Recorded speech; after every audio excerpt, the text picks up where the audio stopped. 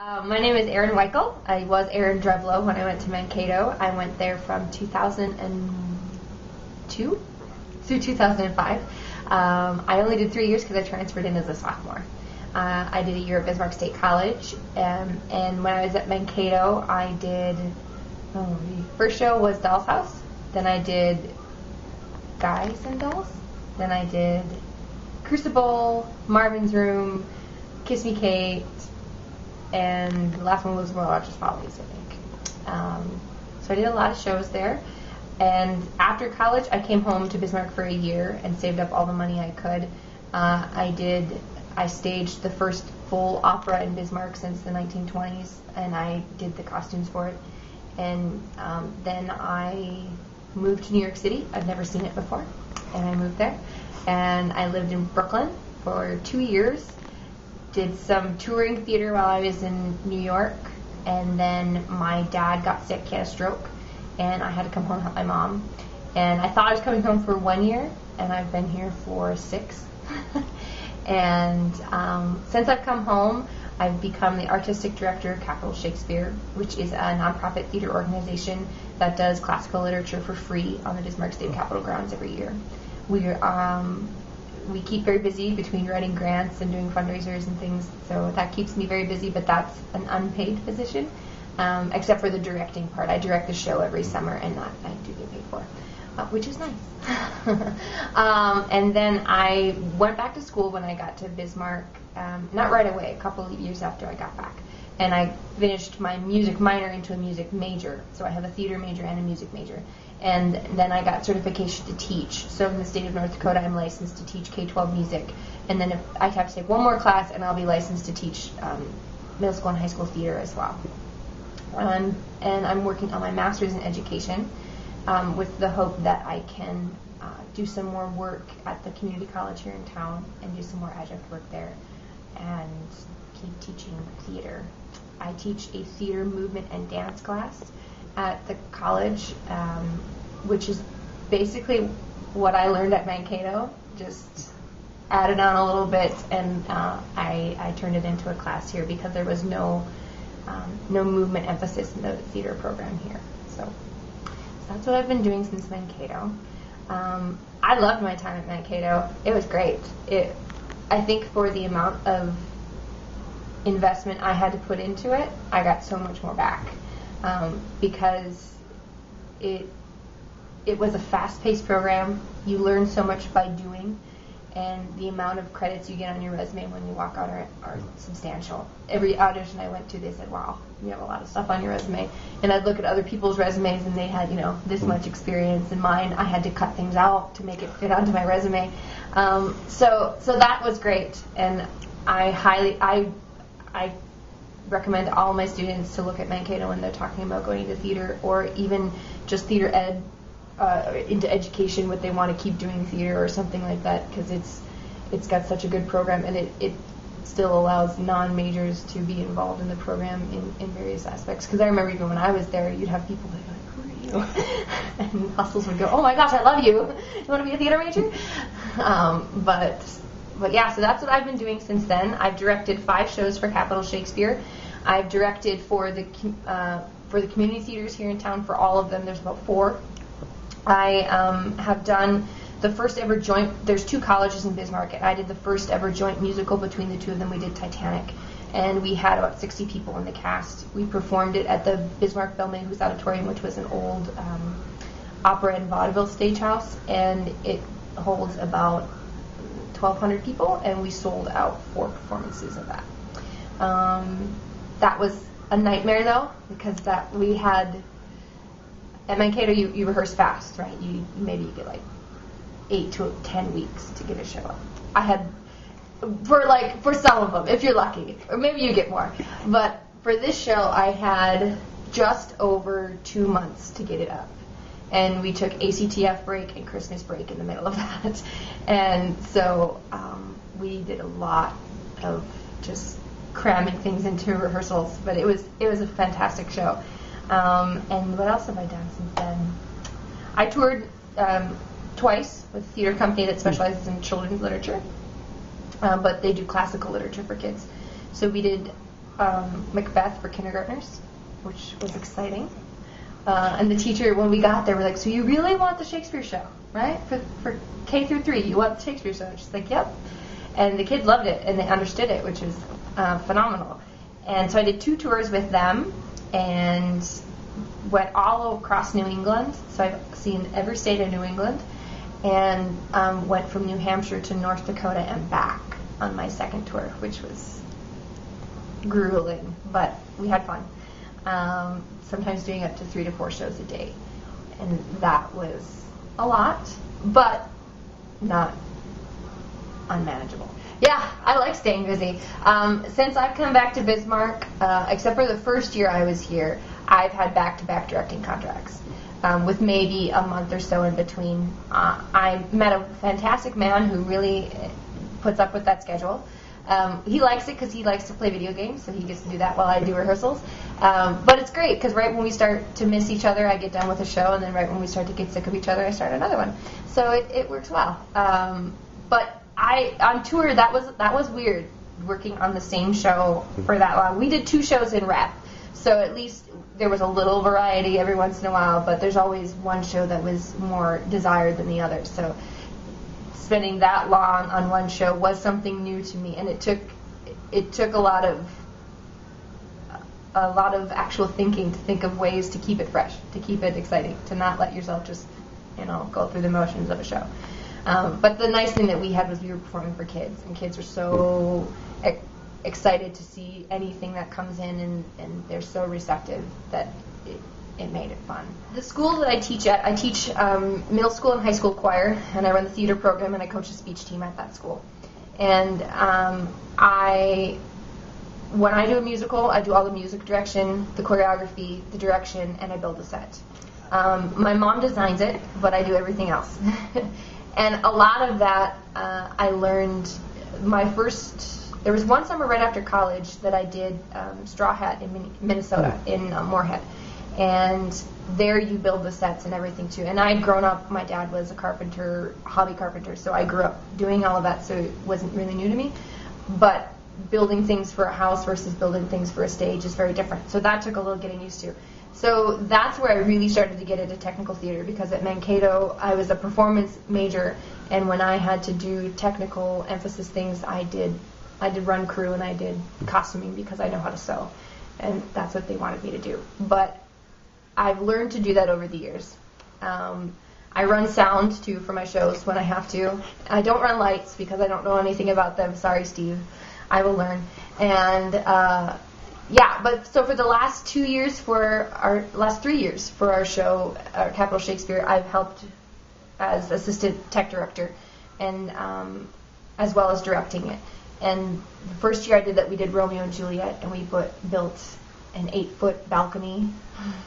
That was it was 16 feet square and 8 feet in the air on top of 3 feet already of platform, and I thought we were going to die putting that one up, but we survived barely. Lots of creaking wood, but we survived. And this year, I am assistant tech director, assistant stage manager, and I am props mistress for the show, because I gave over the reins of directing to someone else, and so we had all these other positions that needed to be filled. So I said, okay, I'll do that. Oh, and I also wrote the music for the show. He wanted original music for the show this summer with a Celtic influence, so I wrote some music for it, which was why I have a wonderful music degree. So that's been keeping me busy. This is the biggest set we've ever built. It's about 55 feet square. Wow. And it has an upside-down boat, and it goes up in the air about 20 feet. And at the lowest, it's 12 inches off the ground. So it's a monster. We borrowed the Bismarck State College facility, and it's very old, and it's in need of some renovation. It's still a really good theater, but unfortunately, the way that it's been built into the buildings, it's kind of hard to redo it without ripping out buildings around it. But what we do is we build it all there, we rip it all down, we take it to the Bismarck Capitol grounds, and we reassemble it. And we have 1 day to reassemble it. And then we start dress rehearsals, and we run into performances. So it's really fun the day we assemble it because everybody drives by the Capitol really slow, wondering what the heck is going on. But it's an interesting process. We barely fit on the stage there. So the stage size is, I think it could fit in the wings of the Ted Paul. No. Like if you turned it, it would fit in the wings. So it's pretty small compared to the Ted Paul. And I remember when I went to Mankato walking on that stage, and there's only one theater in Bismarck that has a fly system, and it's the Belmayhus. And I'd only been in there once, and they still were using the rope system. They didn't have a cable system yet. And I remember going into Mankato and looking at that huge theater going, oh my gosh, it's so big. And then you put all of us on there with sets and everything, and it's really not. But it looks that way. Last year, I ended up having to be in my production of Midsummer because I had some actresses that couldn't stay in the show. I just finished a run of Gypsy, and I played Mama Rose, probably the youngest Mama Rose ever, but I really wanted to audition, so I did. And I do a lot more vocally now than I did in Mankato. I perform for meetings and conferences and sing, and I bring my students in when necessary. But I've been doing a lot of that as well. So I've really found that even though I have a performance degree, I love directing. And I'm glad I didn't get a directing degree, that I did get a performance degree, because I think sometimes that makes me a better director, because I understand actors, and I understand how to work with people.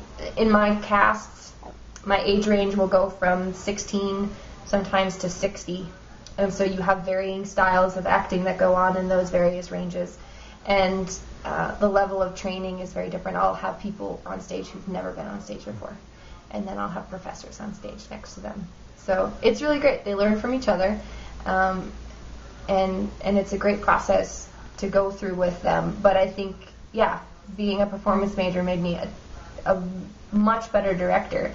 And being in as many shows with different directors as I was in college, I learned there was Dr. Lenore had a very different style than Dr. Hustles did, and then Paul Finocchiaro did, and so to work with all of them and see how they worked with actors and what their focus was on was really interesting, and I'm really glad I got that opportunity to work with so many different people. We're actually, the school that I'm at, we're in the process of building a brand new theater arts complex. It's about like $7 million, so it's going to be a while. But they've started on it. We've got some very generous gifts towards it, and that is going to end up being very highly used by the community.